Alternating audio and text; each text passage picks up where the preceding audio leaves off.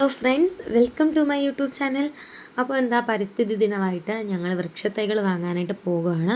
അപ്പോൾ പോയത് വേറെ ഒരിടത്തുമല്ല, നമ്മുടെ കുഴിപ്പള്ളം ബൊട്ടാണിക്കൽ ഗാർഡനിലോട്ടാണ് പോയത്. എന്ന് പറഞ്ഞാൽ എല്ലാവർക്കും അറിയാമെന്നുള്ള നല്ല ഫേമസ് ആയിട്ടുള്ള ഒരു ബൊട്ടാണിക്കൽ ഗാർഡനാണ്.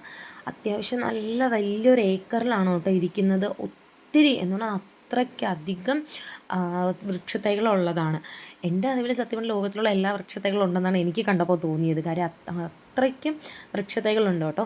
ഇത് വന്നിട്ട് അവിടുത്തെ മണി പ്ലാന്റിൻ്റെ ഒരു സെക്ഷനാണ്.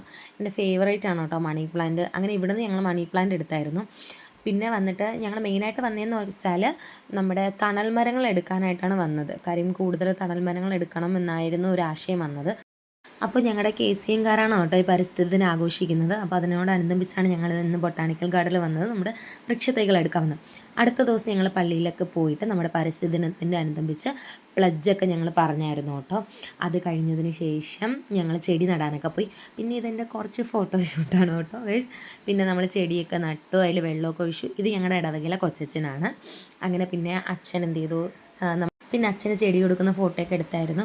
അപ്പോൾ എല്ലാവർക്കും ലോക പരിസ്ഥിതി ദിന ആശംസകൾ നേർന്നുകൊള്ളുന്നു. അപ്പോൾ നിങ്ങൾക്ക് വൃക്ഷത്തൈകൾ തട്ടായിരുന്നു, നിങ്ങളുടെ ഏറ്റവും ഇഷ്ടപ്പെട്ട വൃക്ഷത്തൈ ഇതാന്ന് പറഞ്ഞു.